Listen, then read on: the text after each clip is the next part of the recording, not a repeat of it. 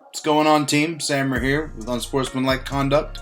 So I got some feedback from some of my fans. One thing is I should be making my videos shorter. So I got a couple of topics that I want to go through, and I'm going to try to go through them very quickly. I know attention spans are short now, so let's try to get through everything I want to go through quick. So, number one, in the breaking story of today, Calvin Ridley suspended for the entire season.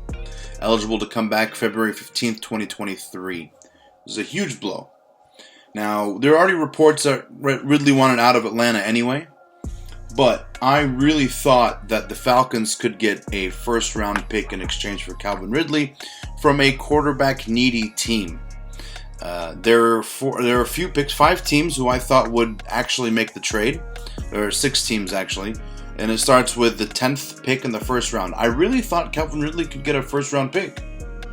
Could be traded for a first-round pick because he's a wide receiver 1, and we know how important it is for a team to have 2 or even 3 wide receivers now. You need to have weapons in this league. So the 10th pick is for the Jets. 11th is Washington. 13 is Cleveland. 14 Baltimore, and 15 is going to the Eagles. I thought any one of those teams would be willing to trade for Calvin Ridley. They all have like a wide receiver or 2. Some of them just need that one guy. Like Baltimore's got the rookie, or Rashad Bateman, who's not a rookie this year, but Hollywood Brown. I feel like with Calvin Ridley could really elevate them. Terry McLaurin in Washington. Imagine pairing Terry McLaurin and Calvin Ridley. I think quarterbacks would really want to go there because Washington had that report that they reached out to every team in the league about their quarterback. I mean, I'm going to think it's within reason. The Jets could use a wide receiver 1. Now, maybe they're not right time frame or anything, but I think Zach Wilson would really benefit from a wide receiver 1.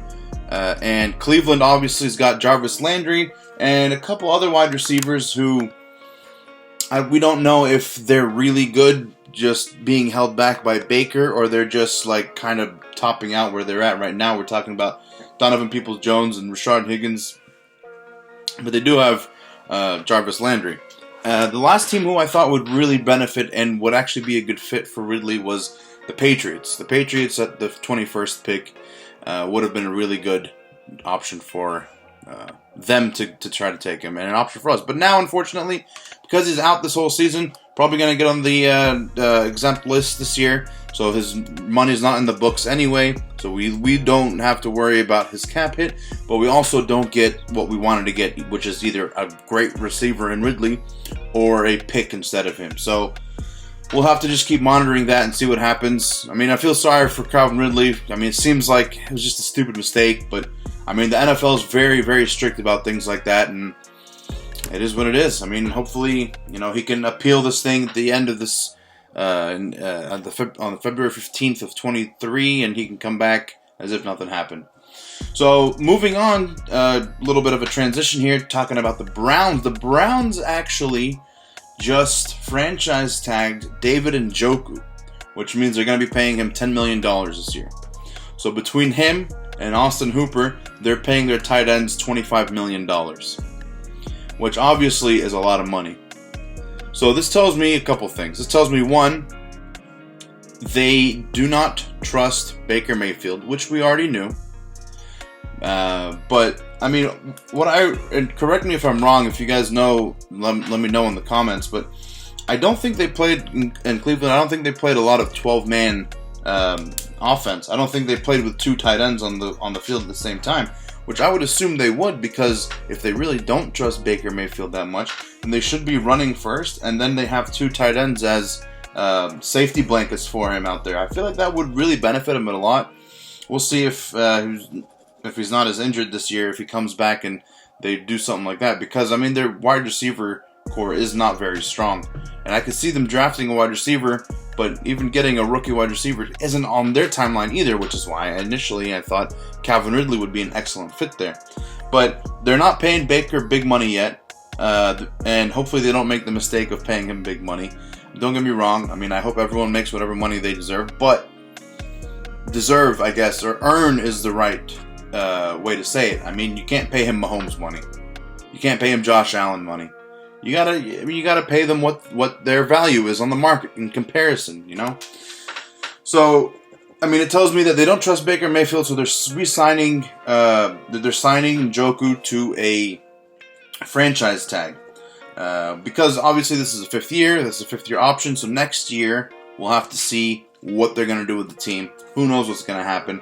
But for now, they have some cap space because they're not paying Baker a lot of money, so that helps them a lot and is able to let them get David Njoku on a franchise tag, which again, they're paying their tight ends $25 million a year, which is a lot of money.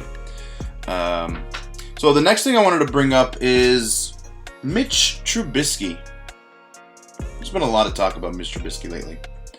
I just want everyone to understand that they know what he is. In Chicago, he didn't make the playoffs. I believe that was Matt Nagy's doing. A lot of people believe it's Mitch Trubisky and Matt Nagy was the problem. I think Matt Nagy got a bad rap in Chicago after they got rid of Mitch Trubisky. He never had a quarterback.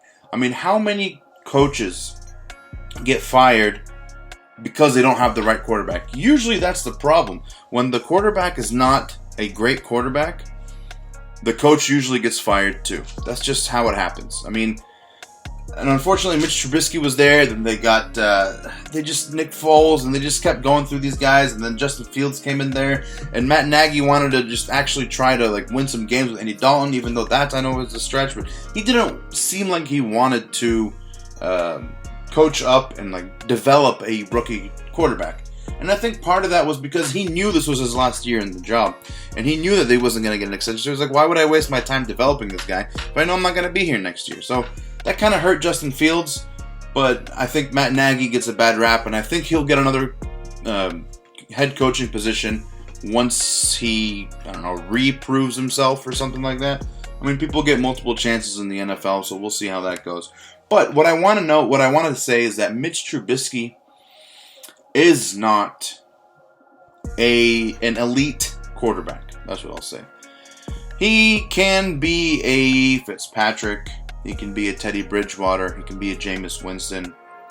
But I've been hearing a lot of stuff that the Colts want to get Mitch Trubisky over Carson Wentz.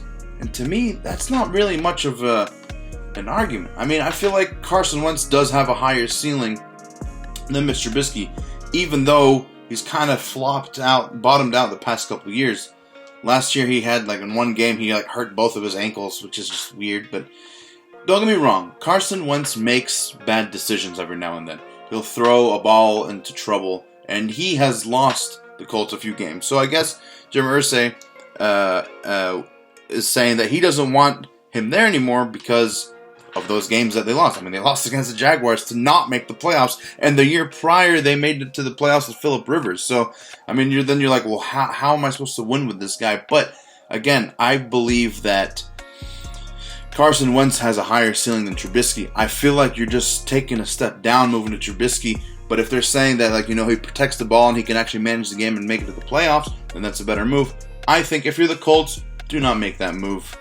Do not go for Mitch Trubisky. You have Carson Wentz in-house. If you cannot actually upgrade to someone better, then you're good where you're at with Carson Wentz.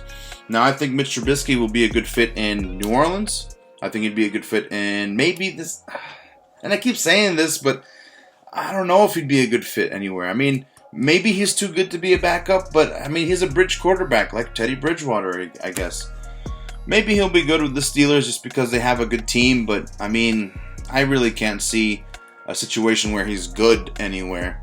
And if the Steelers can't get someone like, I guess, Jimmy Garoppolo, or obviously Aaron Rodgers is the first step, but if you can't get someone like Jimmy Garoppolo, then maybe you go for him. I mean, they need a quarterback, so what are you supposed to do? I'm just going to keep monitoring that as we go along, just because, I mean, they're pulling these names out of a hat now, and they're just trying to make up stories about, oh yeah, he was good at this stuff, because there's no quarterbacks right now. There's 32 teams, and there are not 32 quarterbacks that you should start in this league. That's the unfortunate truth.